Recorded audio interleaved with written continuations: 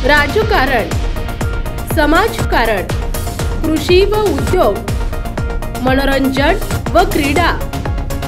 आपण पाहत आहात न्यूज 18 महाराष्ट्र, आवाज महाराष्ट्राचा।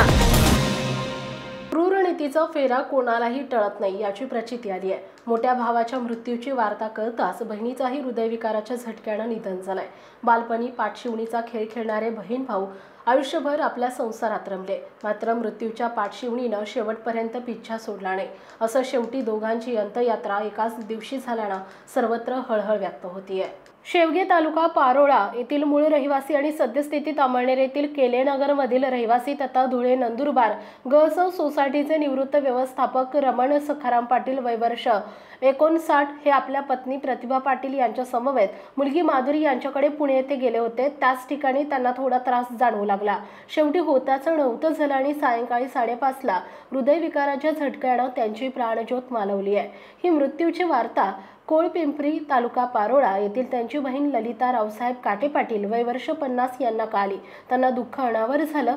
सुख दुःखात खंबीरपणे साथ देणारा भाऊ गेल्यानं त्यांची पायाखालची वाळू खचली।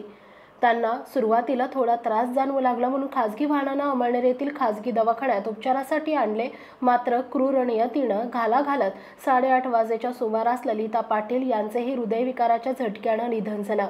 बहीण भावाच्या पाठोपाठ झालेल्या मृत्यूनं नातेवाईकांसह ग्रामस्थांमध्ये हळहळ व्यक्त होऊ लागली।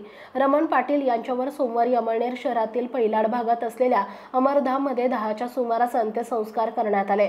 त्यांच्या पश्चात मुलगा भूषण पाटील, मुलगी माधुरी आणि पत्नी प्रतिभा असा परिवार आहे। अमळनेर येथील अंत्ययात्रा आटोपून सर्वच नातेवाईक कोळपिंपरीकडे रवाना झाले। दुपारी 1च्या सुमारास ललिता काटे पाटील यांच्यावर अंत्यसंस्कार करण्यात आले। त्यांच्या पश्चात पती रावसाहेब भीमराव काटे पाटील, मुलगा मनोहर, विवाहित मुलगी मनीषा असा परिवार आहे। आपण पाहताय न्यूज 18 महाराष्ट्र, आवाज महाराष्ट्राचा। उत्तर महाराष्ट्रासह महाराष्ट्रातील बातम्या मिळवण्यासाठी आमच्या न्यूज 18 महाराष्ट्र या न्यूज चॅनलला सबस्क्राइब करा आणि बेल आयकॉन दाबा।